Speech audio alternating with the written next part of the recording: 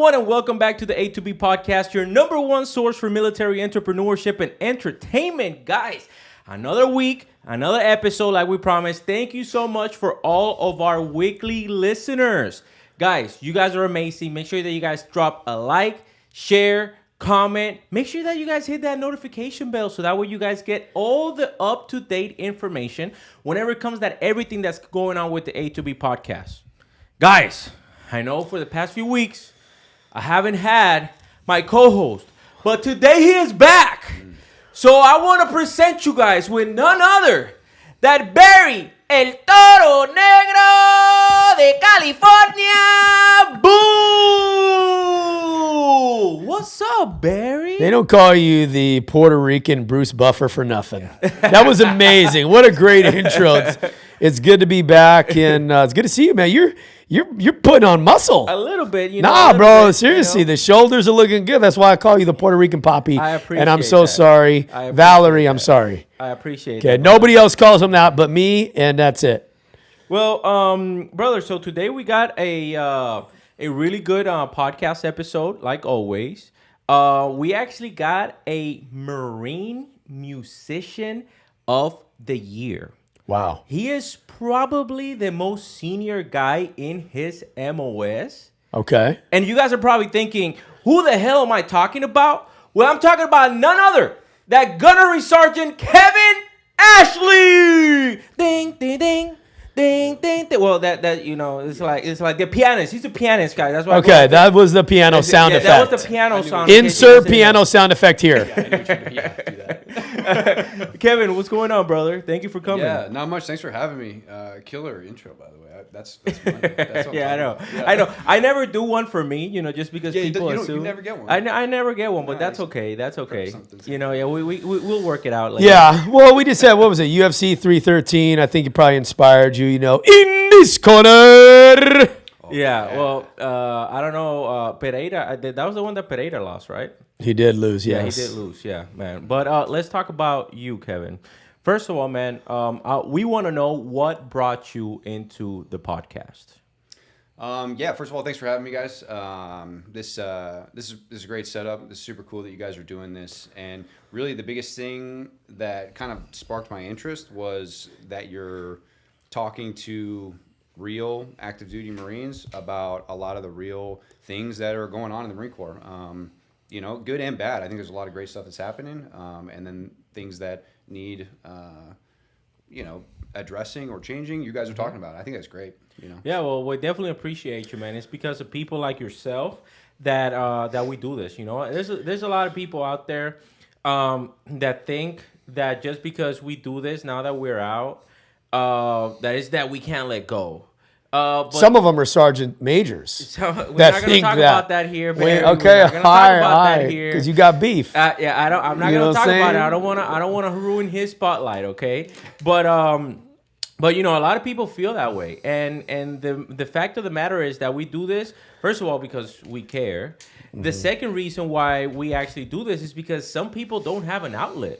Yeah, they don't. I mean, we talk to people every day offline. Most of them are not podcast guests, but to anyone who's been in our DMs or on the phone with us and we've been helping you with issues, you're always welcome to come on the podcast. But yeah, we help a ton of people offline, and we say things people can't say on active duty. I mean, that's really what it comes down to. Yep. Yeah, you are 100% correct. So, Kevin, talk to us a little bit more about who you are and how did your journey start? So I joined out of New Hampshire. Okay. So that's where I grew up. I spent all of my childhood in a little town called Laconia, New Hampshire, and played sports and stuff growing up. Also was in the band and played piano pretty much my whole life. When I was 18, I was trying to figure out what I was going to do with my future. My dad was in the Navy for 20 years, so the military was definitely like something that was on the forefront of my mind, and I had a feeling I was going to join. Funny enough, I actually took an audition to join the Navy band, and I failed like miserably. Really? What? Yeah. So, and that was 2 weeks before I met my Marine recruiter. So I kind of like didn't make it in the Navy band, and I was like, oh man, I guess I'll just join the Marine Corps and do something completely different. Well, hold on. How'd you meet the Marine Corps recruiter? Did you just walk right in? He probably came to my high school, if I were to guess. Yeah. You know, a lot of people say that, like, oh, I just walked in. You just walked right in. That's what happens. That's what happened to Albert a lot of times. Oh man, I did not miss this part, Yeah. Barry. I did not miss this part. They just walked right in, you guys. They don't just walk in. They don't walk in. Oh, and because he was a recruiter. After some reflection, I realized I didn't walk in Okay. either. All right. I'm sorry. Go ahead. Yeah. So I don't know. He probably did some I got some PTSD here. Yeah, no, yeah, it's good. Yeah. So he probably met me at school one time, but anyway, later we met with him, and he was a good dude, and I totally like sold the Marine Corps. Like I was in. I was like, I loved being part of a team. I loved everything they stood for. I was like, this is it. This is my gig. Did anything that he said really stuck out to you? I mean, the fact that you can play and be what you are, like passionate about and do Yeah. it and get paid. Well, so my first meeting with him, I had no intention of joining the band actually when I met the Marine recruiter first, right? Because I was sort of like, I failed the Navy one, and I was like, I don't really need any more rejection in my life. I'm just gonna join Sure. the Marines because I'm pretty sure I can do that, you know. Yeah. Or at least that Wow. was my mentality. And Yeah. so anyway, I went in, did the thing, and I think I signed like a communications contract. And then it was like as I was walking out the door or something, he was like, hey, you don't like play an instrument or something, do you?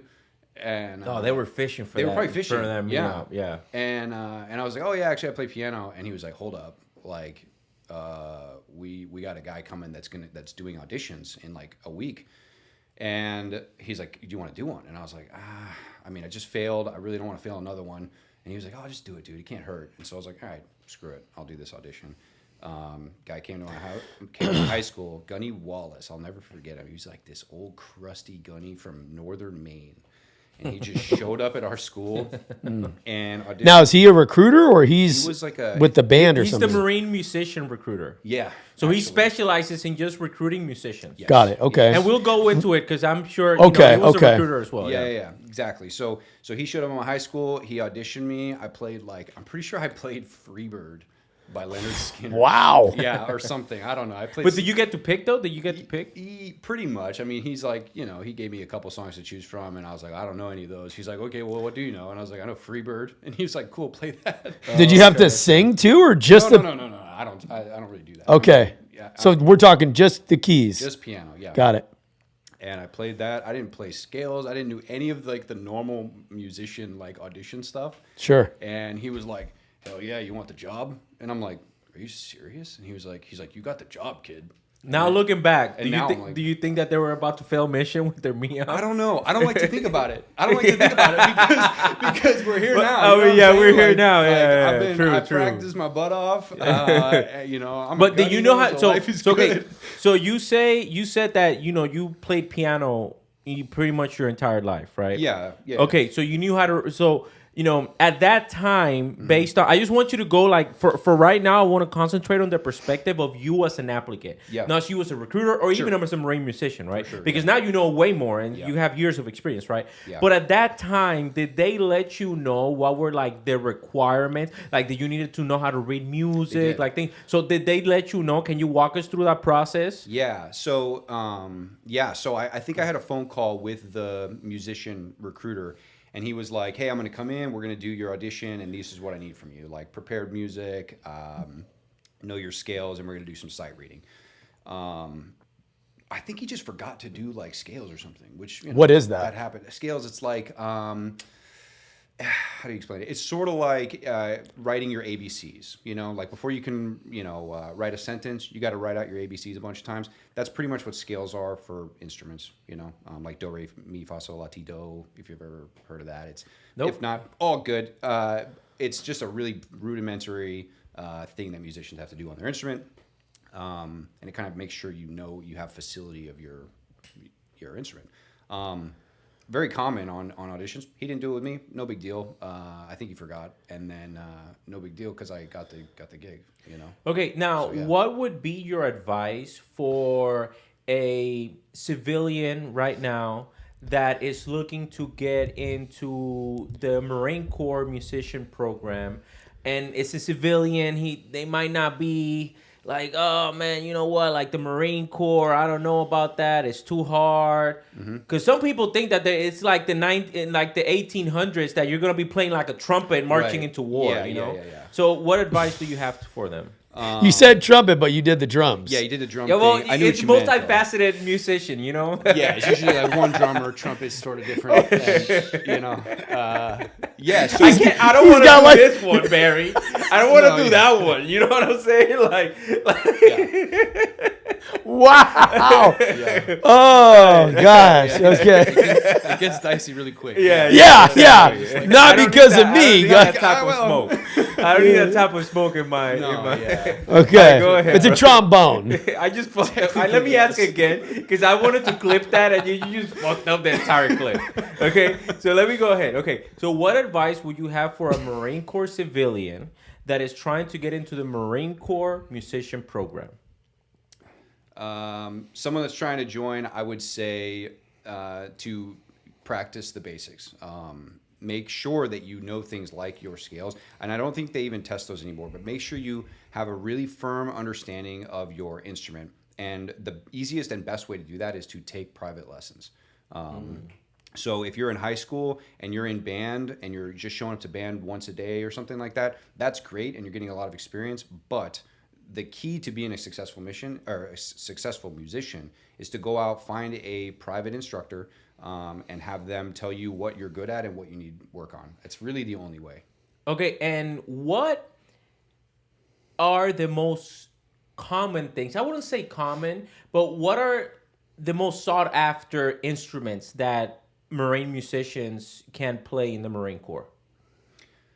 I mean, so that's kind of a tough question. Like, to me, the most sought after instrument and the coolest instrument, the most badass instrument is piano. Yeah. Duh. Yeah, of course. That's what I play.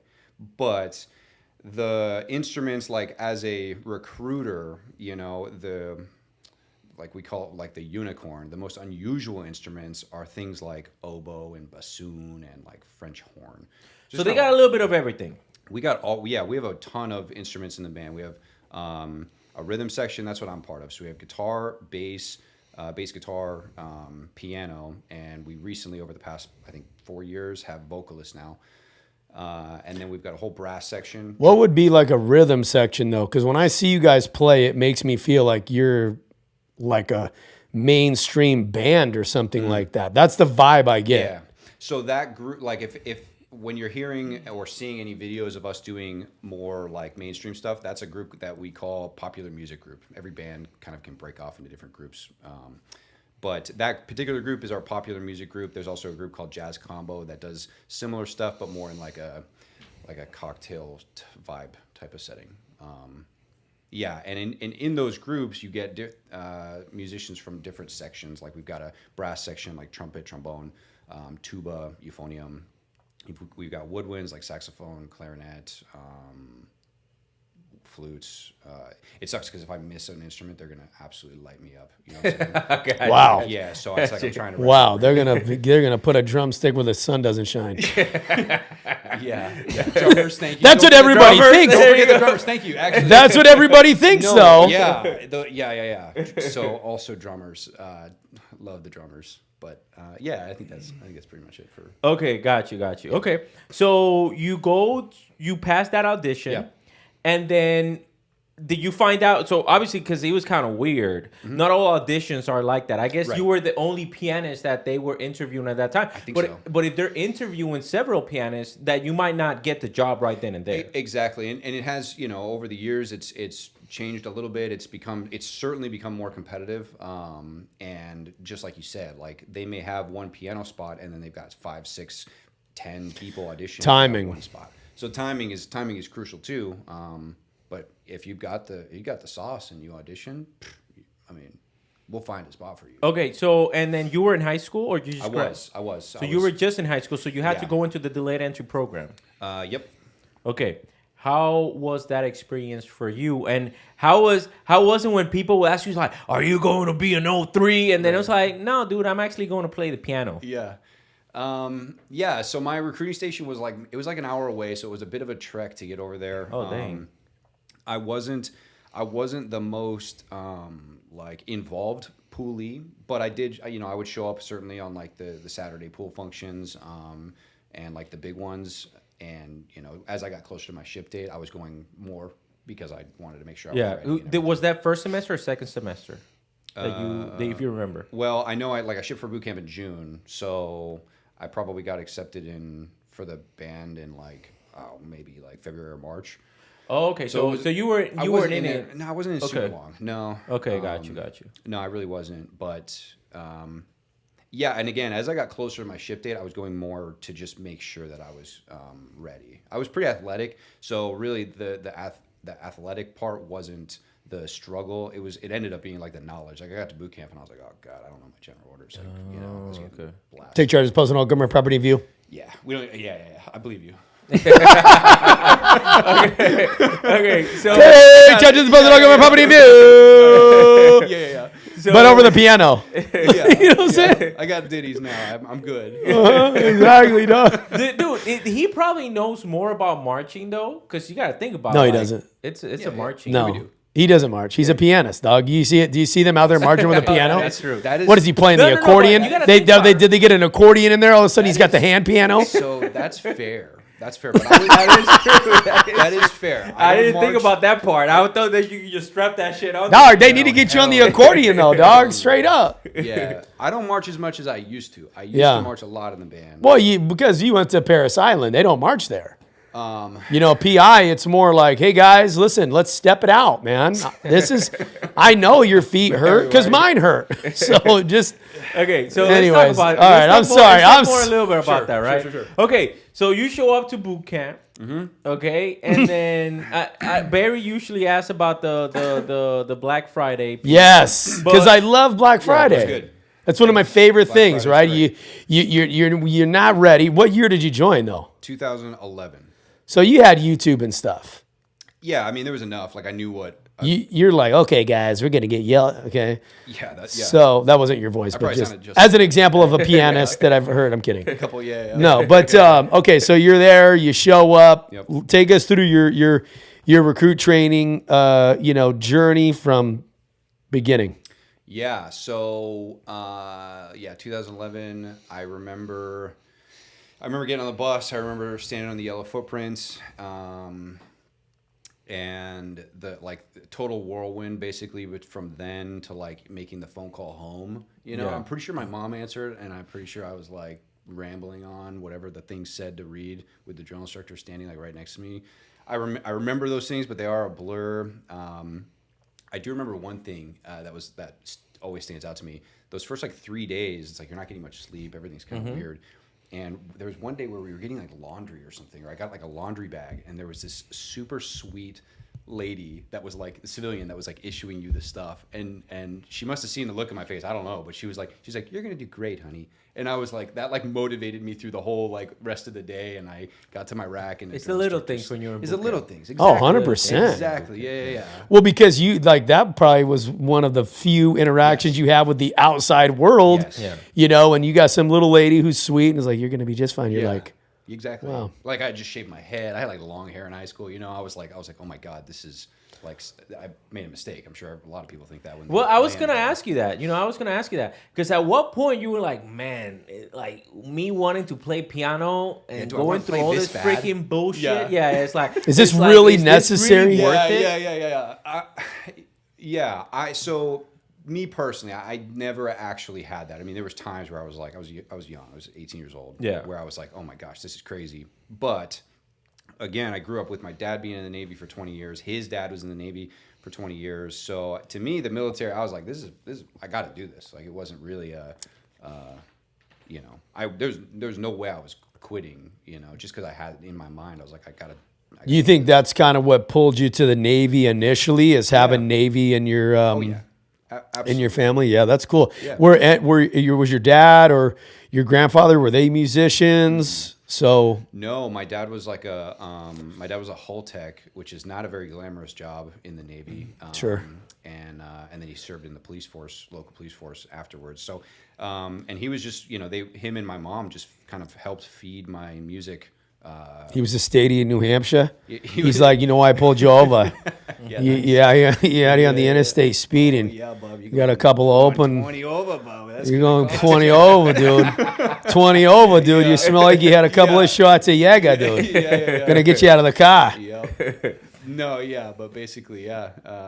And they supported my music journey growing up, and so that was Good. helpful. Okay, that is cool. What about when your drill instructors found out that you were gonna be a musician? So Did they ever find out? Did they ask? So I had my senior drill instructor, Staff Sergeant Downing, who's a sergeant major now, actually, with I think he's with one of the RS recruiting stations, Midwest or something. He's awesome, and I still keep in contact with him, and I bring that up because he never told the other drill instructors what my MOS was, and I am grateful for that because I got treated like all the other recruits, and then it wasn't until like the last week or like the final inspection week, I don't know, one of them, the drill instructors asked what your MOS is, or you're supposed to know it by then. And I explained it, and my kill hat was like, "You said what?" Yeah. And I was like, "I'm a musician," and they, I think they lost their shit a little bit. Talked to me about the different types of flutes, and I was like, "Wow, yeah." It went immediately. The skin flute. Immediately, it went to the skin flute. I'm sorry, guys. Immediately. Do you remember your other DIs? I remember one. He was actually, yeah. So we had Sergeant Radu, I think was his name. Great, just a vicious kill hat. He was awesome. And then I want to say it was like Navarro or something that taught us drill. Yeah, all great. I had a great boot camp experience. Like the Marines that were in charge were Of course. awesome. Of course. Yeah. Okay, well, good. Yeah, that's I'm that's glad normal. To hear, there was good order and discipline. That's normal for Parris Island. That's normal for Parris Island for it to be great. And they were just platoon leaders. No, it wasn't. Okay. They were just, That was my bad. And well, don't worry, he'll set you up for that. Sergeant Major Downing, thank you for just Sugar Shack. No, I'm kidding, Sergeant Major. I'm kidding. Platoon 3077 Kilo Company. There we go. Hey, third battalion. So Black Friday, was it just like your brain was just blown? Yeah, it was. I mean, it was everything that I could have prepared for, but also had no idea what to expect. I mean, it was craziness. Yeah, and it's like all the videos you see. I mean, I guess when I was a recruiter talking to the poolies and stuff, I would tell them, I'm like, you can watch all the videos you want, but there's just nothing like it. And so when you're there, just do the best you can, and also try to remember it, because it's pretty sick once you're on the other side. Yeah. Look back and be like, yeah, I did that. Yeah. Is there anything that you would tell the youth out there today if they're getting ready for boot camp? What are some things that if you could go back in time that you would maybe prepare a little better, or maybe you already were prepared? I would say make sure you're physically fit. Make sure you're doing many pull-ups. Everybody's different. Everybody's starting from a different place. But get better at pull-ups. Get better at running, and get better at your core strength. Right, the simple PFT stuff. Get those things solid. Learn your knowledge. The recruiters are teaching you knowledge. Learn that stuff. Really commit to it. And then lastly is volunteer for those leadership positions at boot camp. Yeah. You're the second guest that says to volunteer. But all the comments always rip those. Yeah. They rip them apart. It's why? Hell no! Don't volunteer. Do it. Yeah, the comments. That's what. Well, when guys let us know in the comments. Let us know in the comments. Yeah, exactly. After you subscribe. Yeah. But what I tell guys, they always come on. I'll be doing a TikTok live or something, and they'll ask, "How can I prepare for boot camp?" I'm shipping, and it's always I'm shipping in a month. Right. So it's you have no time. To those guys, I'm like, look, dude. First and foremost, stay injury free. Yeah. Don't be out there I'm going to go ride dirt bikes one last time with my buddies and break a leg. So stay healthy. Yeah. number one, stay out of trouble. Number two, okay, don't go out there getting a DUI. Right. Lay off the drugs. Yeah, And, please. when you're getting ready to ship out, people, because they like to have these crazy, I'm going to boot camp tomorrow parties like they're shipping off to Vietnam or something. One of my future Marines died in one of those things. Exactly. And I tell them, I say, dude, lay low on the party, man. Have a cookout at your families. Invite some people. Go to bed early. Close the blinds. Lock the doors, dude. Honestly, yeah. And stay focused on your goal of, in your case, becoming a U.S. Marine. Yeah. And that's what recruiters tell them too, by the way. Recruiters tell them like, "Hey, listen, don't be doing no." But you know what I've stuff. noticed is when you guys are recruiters, they don't trust you.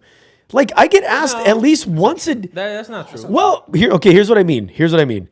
I get asked all the time, is there some secret incentive for recruiters, right? Is there this quota and these things, right? So there is a quota, but there's no incentive. But you know what I'm saying, right? I don't mean they don't trust you. What I'm trying to say is like they're looking at you like, yeah, but he's a recruiter. So like that's kind of his thing. That's what he does type deal, right? I want to get the scoop from somebody else who maybe doesn't have that type of job type thing. But yeah, and that's fair. That's fair. Yeah. But it's all based they on think you guys are trying to scam them in certain ways. You know what I mean? It all depends on the relationship that you build. Recruiters lie. And I'm like, my recruiter never lied to me, dude. He never lied to me. Yeah, it depends on the shout out Staff Sergeant Beauville.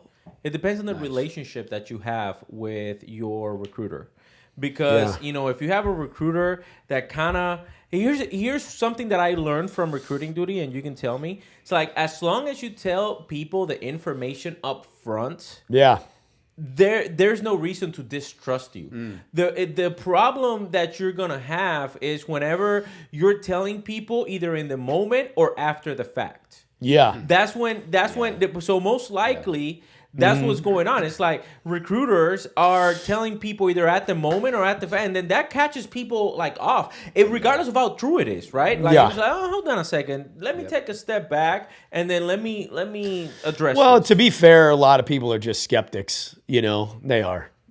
So, they come in there with that mentality sometimes, and it's like, look, man, I'm a recruiter, but it's like, do you want to do this or not? You want to be a Marine, or do you want to be, fifth best and join the Army? That's what it boils down to eventually. That's what it boils down to. Yeah. Like, I mean, talking like damage control, it's very hard to do damage control after you've already like kind of set somebody up or made somebody believe that like this is the way it is. But then, it turns out well, actually, like boot camp is kind of hard. I forgot to mention that. Like, I did forget to mention. But that happened to Anna actually. To Ana Paola, Yeah. So I was talking to her. So Ana Paola, she is a Marine musician. She just recently got out. Shout out to Ana. She is the best. So she just got out, and then she thought that when she was going to the recruiting office, that she was just going for an audition. Like, that's it. Yeah. She didn't know that she had to go to boot camp. Like, none of that stuff. Wow. Until all of a sudden, she finds herself, it's like, what the fuck is this? I didn't sign up for this shit. Yeah. And then, obviously, she did great. She did her time honorably. And then now she's out. She enjoyed it. I went Who to is one this of her person? concerts. So her name is Ana Paola. She's on Instagram. You can find her on Instagram and TikTok. What instrument? She played the flute, right? Flute. So she played the flute. She's a stud. She was an incredible Marine. She got out as a sergeant very recently. Incredible Marine and maybe the best musician I've ever played with. She's absolutely and an absolute like sweetheart. Will do anything for you. Yep. Like, What an endorsement. Yeah, I mean it. I'm telling you, like, I believe it. I believe it. I'm telling you, like, yeah. Anna, shout out to you wherever you're at. Drop a comment. Yeah. she So will too. She will. yeah. So the reason why I bring that stuff is because that's what a lot of people don't know, and that's what a lot of people don't understand. It's like you have to build that relationship with your people up front. Yeah. Because what happens to a lot of recruiters, I'm going to tell you exactly what happens to a lot of recruiters. It's hard to find somebody that wants to say yes to becoming a United States Marine. And what recruiters feel is that false sense of accomplishment of, I got somebody. That's what happens. Oh, I got somebody. And then they have to be okay when that person tells you no. You get 2 strikes and you're out. What does that mean? You handle objections twice.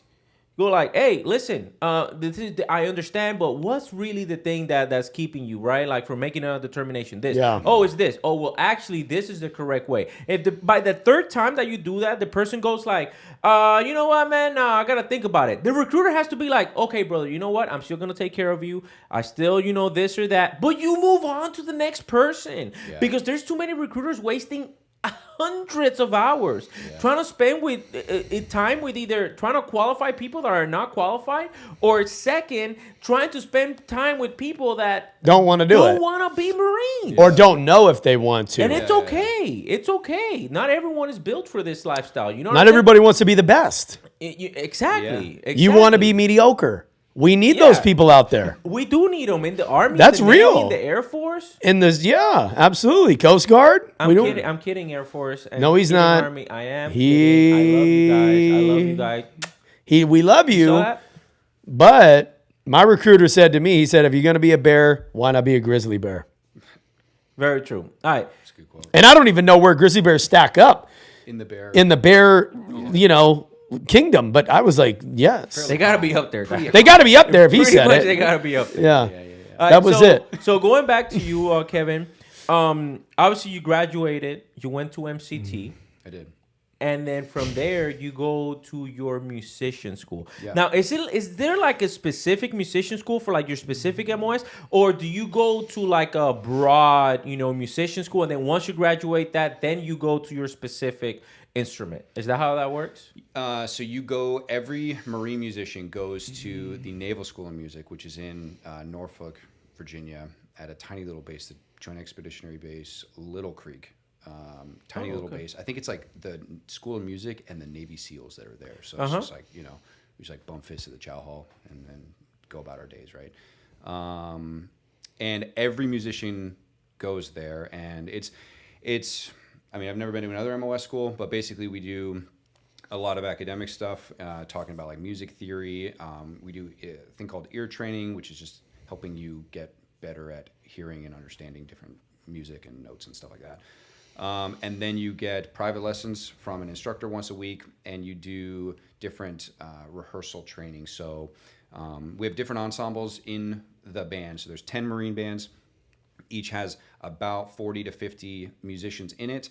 And from those 50 musicians, the band can break off into smaller groups, as small as like a brass quintet, which is just 5 musicians, a jazz combo, which is what I primarily do, which is maybe 5 to 7 musicians. And then there's our ceremonial band, which is what you see at ceremonies, marching, right? And then finally, like the largest group is called a wind ensemble, and it's every single person in the band. And we play like formal concerts for different types of events. Okay. And you practice all that at the school. Okay. And so it's a mix of musicians. So you're not only going for... Right. So I'm all the musicians come together, really very similar to any type of music school that you go to. I don't even know if there's a piano school or academy that exists. You go generally, if you go to music school, it's with a collective, a big group of other musicians. And the Naval School of Music is no different. And because really the job is playing with other musicians. Like I had piano. That's what I was gonna say. Yeah, so that makes sense. I didn't think of that. Yeah, and your private lessons though, was that with a civilian piano instructor? Mine was as piano player, yes. In the Naval Academy? In the Naval? The Not Naval Academy. School, the Naval School of Music. My instructor was civilian. However, most of the instructors are either Navy or Marine Corps instrumentalists. Piano just has a... But yeah, that's what I was going to say. You also have to, even though you play the piano, you're playing with other musicians. There's going to be a lot of carryover. Hey, you need to know how the piano complements and works with... Exactly. The bass or the singer or the trumpet or whatever. Yeah, exactly. It's all about, because I don't do, I can, but I don't do a lot of solo gigs, and most instruments just really don't even have the capability to do that. The only the one that does the most is trumpet, because we do a lot of like bugler gigs. So for military funerals, our buglers are working like overtime. Oh, wow. They work a lot, making sure that everybody gets like the appropriate honors, and it's a really impactful thing, and they do a lot of events. Yeah. Okay. Yeah. Now, obviously you graduate that school. What is your first unit? So I graduated the School of Music, and my first unit is actually Marine Band San Diego, which is at MCRD. MCRD. Oh, San Diego, man, you're I getting know. slayed. Yeah, I know. You're getting I'm not even slayed. gonna look, but that's where it was. That's where Look it at was. Barry getting adjusted. It was outside. good. It was a good time. 2012 to 15, I was there. A nice long time. Had a nice long stay. Oh man, Yeah, loved it over there. It's good. They get worked, man. they get slayed. They don't get worked wet, they out get there. I'm gonna slayed. tell you, I mean, that's not You a ain't a lie. drill instructor. You can suck it up. dude. I Well, don't care. I'll tell you though, man. I remember being a drill master, and I be out there, and I'm like, people always talk shit about the band, and I'm like, are you blind? I've never talked shit about the band. Thank you. I'm just gonna tell you, dog, and I'm like, are you blind? Do you see this little 5 foot nothing girl out here with the tuba out here, position of attention? It's like 104 degrees. Yep. Do you think you In could core do that? frames? In core frames? In core frames. Yeah, in core Y'all frames. can't even just stand there. Right. She's out here just. I'm like, no, negative. Respect. Yeah. that Did is- you ever have? So you're the drill master. Did you ever work with the bass drummer that showed up on like Thursdays? You know? Oh, yeah. That Yep. was me. That was me. So like 100%. They're out there, doom, Yep. doom, doom, Hell doom, yeah. so that you can march. Hell yeah. Yeah. So, but yeah, because you gotta put your foot on that. Yes. Right. Okay. Got you. Yes. So as a piano player, bass player, and guitar player, we double on percussion, right? So we double on bass drum. It ends up being most of the time.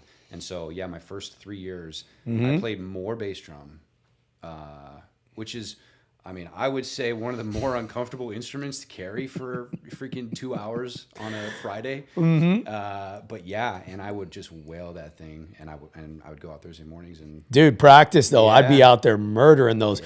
Band, wake up! And they're looking, dude, and I'm like, okay, do it again. All right. So time out. So I want to go. They would, though. because Yeah. obviously you're getting slayed. But Yeah. how is it like actually checking in? Because I see that all of you guys, even the officers, because there's officers There are. in the band. There are. Yeah. They don't do anything there either, And though, but, right? But I want to touch up on that. I don't know if we're going to have enough time in this episode, but we might do another episode. Okay. So what I really want to know is like, okay, so you check in. How is it? Are we going like off of like first names? Hey, what's your name? It's like, Wow. Okay. No, because Good question, y'all get to y'all Kev, get along what's so up, well. Big Kev? No way. Good question. It's and I don't know why that is. The misconception that the band is like that chill, because it's not. In fact, I would make a strong argument. I would make a strong argument that the Marine bands, at least in my experience, do a really good job of really adhering to a lot of those like traditions and customs and courtesies. And when people come to the band hall, that's the facility we work. Most guests that show up are like, damn, this place is like a museum, because we've got like it looks kind of like a museum. We've got our relics and photos all over that are Historical. I've never been to a. Yeah. shop I'm gonna tell you, where- these fools out here hazing each other, dog. When I was at Miramar, hey, I'd go by the Third Mile Band. I could hear these fools out there. Do it again. I'm like, Hell yeah. damn, dog, and it's hot. It'd be hot. I'm like, they just back there because, getting I don't know, slayed. Do it for again. some Do it reason- again. For some reason, sergeants majors, Yeah. specifically sergeants majors, Yeah. Uh-huh. Yeah. they pick the fucking hottest Always. day of the year Always. to do their freaking retirement ceremonies and change their commands. Barry, elaborate. Listen, man, it's true. It's true. It is true though, dude. It is And true. you get some of the old school guys, and they're like, "We're gonna do it in alphas." Yep. Or whatever, and Sign it's me up. sign me me up. You can't fucking retire in the freaking. I'm gonna tell in you December. though. I'm gonna Jesus tell you though, Christ. man. When these guys check in, they are getting slayed. They're getting slayed. And when I'll never forget, Third Mile Band, dude. And I'd be like, dude, it's every day. It's every day. It's every day. It's every day. Yeah. Like you're just, and it was almost like one of those thankless jobs. And I put the band in this same category because of the events, right? Even though it's a completely different job, Comstrat. Yeah. So these guys are pegged for every single event, dude. I remember going to the CG's house at Blue Dime and First Marine Division. These guys would be out there playing this little dinner that we're having. Yep. Like they're working. And when the event got done, they still got work to do, right? For the Comstrat guys, they're going back, putting cameras back. They're doing edits. They're doing this. They're doing that. These guys, same thing, dude. They got to drive back, get the instruments, do all this stuff. And I'm like, hey, man, hats off to you. That is work. And yeah, you're out there in the summertime, and it's not just retirements, changes of command. There's a lot of community relations stuff that gets done. Yeah. The community relations stuff goes off. Yeah, it does, and it's a huge part of what we do. Yeah, and this may be like a take that some of the other band musicians may not agree with, but me personally, because we're like complaining about the heat and the thing. Yeah. I would never change it though. Like, No. I get it, Black Flag. We got to be safe. I'm not saying don't be safe, but like, I think that is one of the coolest things that the Marine Corps has is in fact, whenever my family goes to town, I like kind of hope there's a big ceremony going on because I'm like, you got to check this out. Like we do it right with the cannons, with the band, and I think it's. So you need I to just invite, want you need to invite me sick. to one of those things, man. 'Cause Yes. I love those things. Yeah. I'll go too. They're And I just freaking want to awesome. know, do you guys ever make your musicians play their instruments in MOP level 4? No. Well, you thought about it too long. Time out. He Kevin. fucking thought Man, about you that. fucking thought about Mob it too level long. 4, you guys, is a gas mask with a full gear, dog. You know what I'm saying? We've all been there in some way, shape, or fashion. I don't know We've how all a been fucking. We how a gonna play trumpet the player- instruments out here. I don't care if we're getting gassed or not. I don't know how a trumpet player. That's right. Yeah. Exactly. Yeah. Be All tough. right. All right. So okay. So you check in. Obviously, you're getting slayed over there in MCRD San Diego. What is your like recollection? What did that duty station do for you in terms of you being a Marine Corps musician? That's a great question. So, I mean, checking in as a Lance Corporal, I would say I was a mediocre at best musician. Like I passed the school of music, but like other MOS schools, it's like 80s gravy. Like you pass, but it doesn't mean it doesn't mean I'm some savant piano player. Yeah. I had a lot to learn. So I check into this unit, had great OIC, great staff and COIC, and I would say more importantly, I had an amazing team of musicians that I worked with every day, like my section leader, my fire team leader, and You have that stuff in the band? yeah. So yes, our structure, because it's so large, it's and again, I'm not trying. I don't want to get roasted here, but we set it up very similarly to like an infantry unit. We have 3 squads. Each squad has 3 fire teams. We have a platoon sergeant and a guide, and we do formations. Like we do that every day. That's how we get accountability.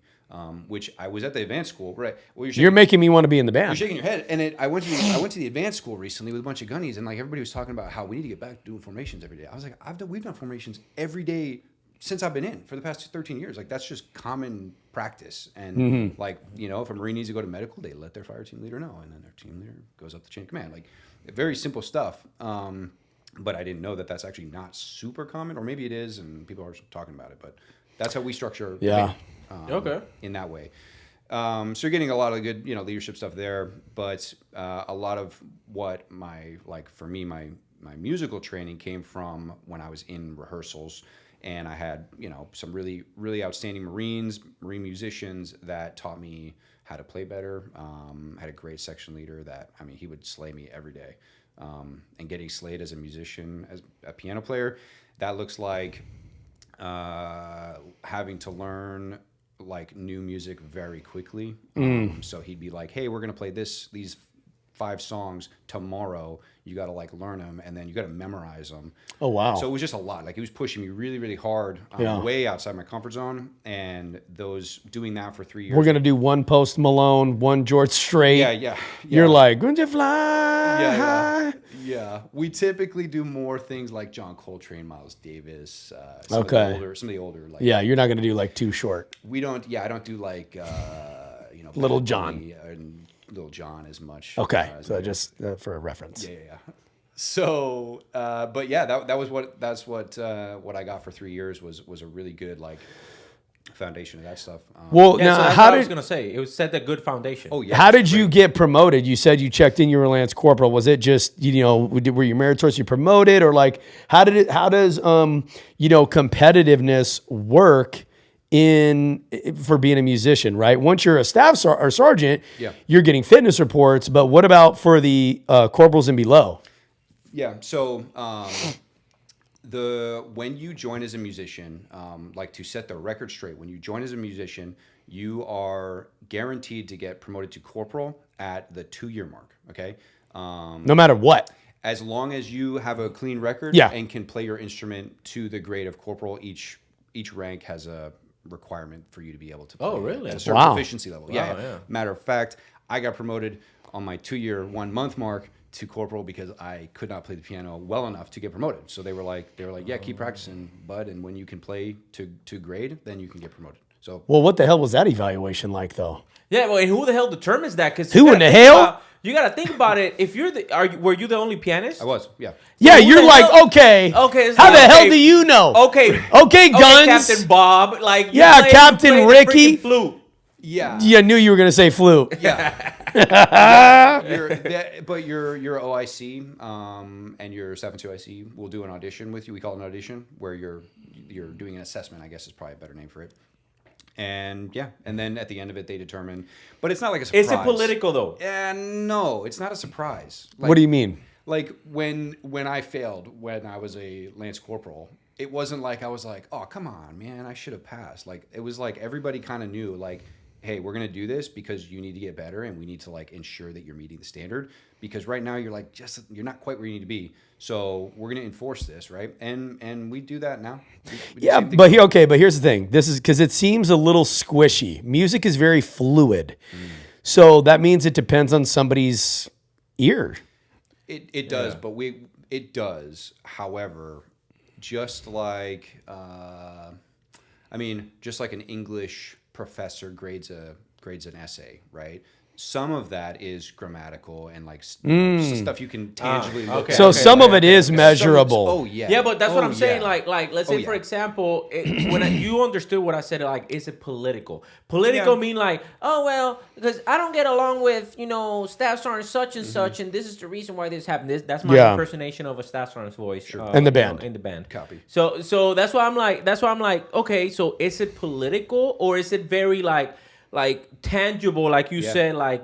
No, this is the notes that you're not hitting. This is what you need to hit. Once you hit this, you'll be promoted. It is. It is. Okay. So well, let me be clear. It is not political. It is especially because again, ultimately the OIC and the staff and COIC are the ones that are determining this. And really, maybe I've been just fortunate, but I know a lot of the OICs and staff and COICs in the community, and we are all really looking out for the success of the OC field.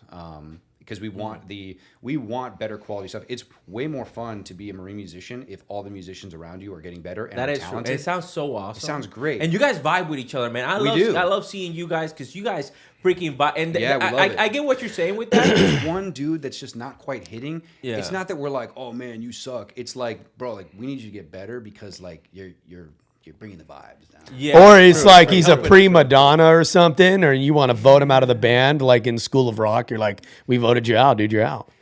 Yeah, You don't know, see that too this, often. But this is Yeah, like I mean, you this is how like the hell you gonna kick somebody it's like out? Van Halen. It's like Van Halen, dude. You're gone. Yeah, I don't know. yeah, you don't see it too often. But yeah, I mean, like anything, yeah, there's bad apples, and we. If it was political, though, I feel like you'd be like, well, I mean, maybe I'll just talk to the CG. I'm going to be playing at his house tonight, and I'll just mention the fact that you non-rec me for promotion, but whatever. Oh, true. Because you guys always be around like. Sir, I higher- tried so hard, and really fun. Like those are some of my favorite events too. It's like Yeah. we perform at the at CG's house for like different receptions if he's got different things going on. and his house is nice. They're all they're really nice. Yeah, I mean, and they should be, and it's a really unique opportunity because it's like, what other reason would I have or my corporals have to even talk to or shake the hand of these CGs? And it's like we're there, and the CGs always make time. Like, Yeah. those guys are good. I mean, they're there for a reason, and those guys always, they make time. They not only just say, "Hey, thanks, man, you guys rock," but like they'll come over, they'll talk to us about what we're doing, and Good. it's cool. It's A lot really of guys cool stuff. don't know that about the officers that are that senior. They get a lot of pressure to live on base. Like at Camp Pendleton, there's like the Colonel's cul-de-sac. That's right. And they're some of the various like higher profile colonels that live on base. And then you have the different commanding generals, of course, the base, division, MEF, all these guys. And it's serious. Like when I went to, I don't think it might have been the CGs. I don't know, for division. Yeah. I don't remember what general it was, but dude, he had like his own parking lot at his house and like a flagpole. It was like super. It was very cool. Yeah, but you got to think about it. A lot of people, I wouldn't even stress out about a commanding general living on base. Yeah. First of all, security purposes. Oh yeah. The second part is, Well, yeah. You know how many times that general probably been stationed in that duty station already. Well, the reason I bring it up is just to highlight owns like 4 houses already in that. the reason I bring it up is just to kind of highlight to some of the civilian viewers, like, you know, we there's a large portion of like, we're all colonels and we're all neighbors. Yeah. We're all generals and we all live in, you know what I mean? And it's like a community inside of a community. Yeah. And that was something I didn't know that for a long time. I'm like, oh, wow, it's like this. Right. Kevin, let me ask you something. At what point, because obviously you guys are busy. At what point do you find time for you to be like, let me go ahead and let me submit this recruiting package? I'm the only pianist. Yeah, well, so I was finishing up my second enlistment at 3rd Ma Band, actually. So I was right over there. I went right up the road to 3rd Ma. And I actually had a drill instructor package in. Like it was in. I was going to be a drill instructor. Okay. They all were. Yeah, and then and I had been told by so many people, like, oh, the band doesn't get hissed. Don't worry about the hiss, man. Like, do what you want to do. And then the hiss dropped, and my name is Ashley, right? So it's right at the top of the freaking hiss list was my name, and it said recruiting, and I was like, career planner, no, help me. And she was like, there's nothing I can do. Enjoy recruiting. So I got hissed, and I'm grateful for it though. Like I think that was actually what I needed, and it helped me be a better leader and a better Marine. Believe it or not, because I think, not for nothing, I think I had, like, especially being stationed MCRD San Diego, I had a pretty good understanding and ability to do like the Marine Corps thing. Like I could scream, I could yell, I could move quickly, I could get my Marines to do all those things too. I probably wasn't the most like interpersonal Marine, you know. I was just a motivated sergeant that was loud and fast, but recruiting taught me a lot of stuff that helped me talk to people. Yeah, exactly. You know, and I want to get a little bit more into it because from there you went on recruiting duty, you came back to the fleet, and last year you actually won Marine Musician of the Year. Yeah. Was it for the region? Was it for the Marine Corps? The whole Marine Corps. So it was the staff NCO, E6 and above, Marine Musician of the Year. Wow, that's a big accomplishment. And I want to talk about that because I have a feeling that we're going to go a little bit deeper into it, because I'm pretty sure that, you know, your skills that you learn in recruiting probably played a factor into you becoming the Marine Musician of the Year. So I want to talk more about that. But guys, we have come to the conclusion of this episode 1 with Marine Corps musician Kevin Ashley. And I want to ask you, brother, where can people reach out to you at? So I'm on Instagram, Kevin.Ashley_, I'm pretty sure. I'm the Marine musician. I post piano videos. So if they want to follow me, check out my videos, great. You can drop me a DM if you really want.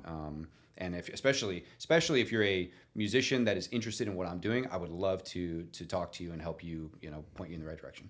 All right, awesome. Barry, where can people reach out to you at? You guys know where to hit me at. TikTok, Apple52772. Instagram, Apple5277.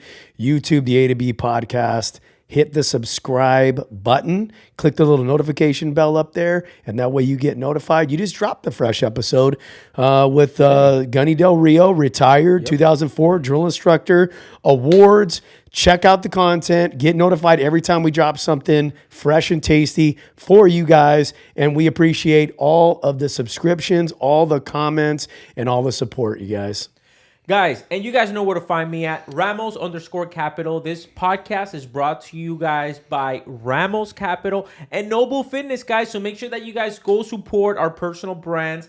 make sure that you guys go see the episodes that you guys are going to see up here, okay? I promise you they haven't been there, but I'm going to take some time during the next few months to make sure that I link all of these episodes that are going to be popping up over here, okay? Make sure that you guys set up an appointment with me because I promise you that I will bring extreme value to you and your life. I'll see you guys in the next one.